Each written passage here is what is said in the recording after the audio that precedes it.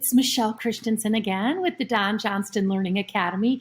Today, as promised, I want to talk about data within our learning support Snap and Read and Co-Writer. We know right now data drives decisions, so it's really important that we not only have cumulative data, but we have that all-important individualized student data, which really separates us apart from other support. So here is my cumulative data piece within Snap and Read so we can see how the class is progressing.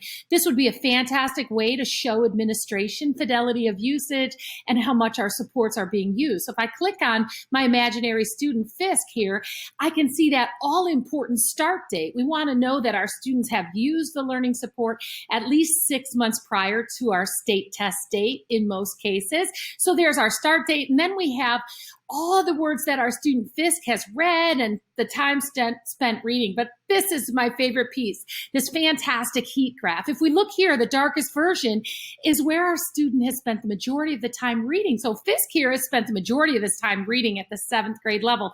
But look at this. This is fantastic. He spent a large amount of time reading at the college level. So my teachers love it because if I just grab my cloud on the top, I instantly generate a report to put in my IEP folder, my student file. And I really like to use that also for student-led conferences, say perhaps at the middle school level. So you instantly have that data to drive decisions. If I click over to my co-writer, same thing. I view my reports here. It's easy to manage my students, but check this out.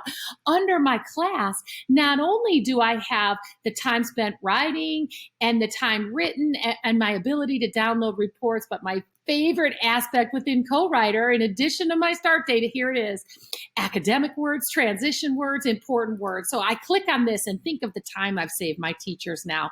I've got lists of words on the left side that Fisk has already written as far as transition words. And how about over here, I could print out an additional list.